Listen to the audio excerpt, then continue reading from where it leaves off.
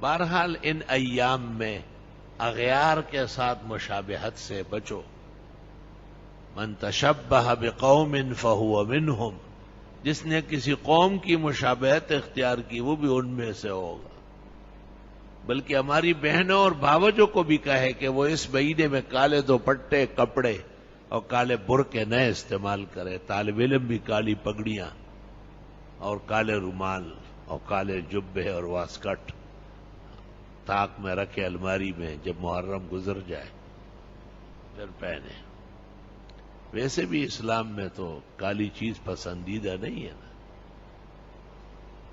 آپ نے کہا ہے کہ ورقہ کو میں جب بھی دیکھتا ہوں وہ سفید کپڑوں میں ہوتا ہے، اس سے مجھے پتہ چلا کہ وہ جنت میں ہے.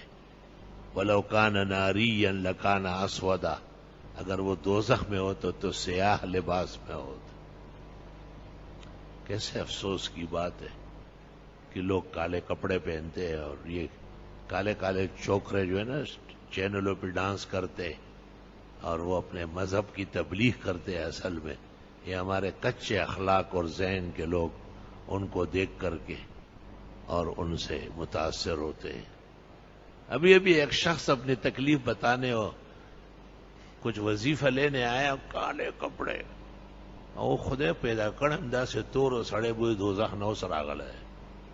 اور یہ ایک مصیبت ہے کہ کالے آدمی کی کالے کپڑے سے بہت جوڑ ہوتا ہے، کیونکہ اس کا دل سیاہ ہوتا ہے. وہ وہی مانگتا ہے، جیسے ہی موقع ملتا ہے بس وہی اپنا جو آخری انجام ہے اس کا مرتکب ہوتا ہے. تو میں نے اس کو کہا آپ کو تعویذ سے اور وظیفے سے کیا فائدہ ہوگا؟ آپ پہلے لباس اپنائیں. محرم کا مہینہ شروع ہو چکا ہے اور آپ کالے کالے میں میرے پاس آئے. ہم تو ڈوبے ہیں صنم، تم کو بھی لے ڈوبے. خیر غریب نے وعدہ کیا، مجھے معلوم نہیں تھا. اللہ ان کو علم دے، عمل دے. ہمارا فرض ہے، ہمارا کام یہی ہے. ہمارا کام ہے راتوں کو کاٹنا یاد دل بھر میں.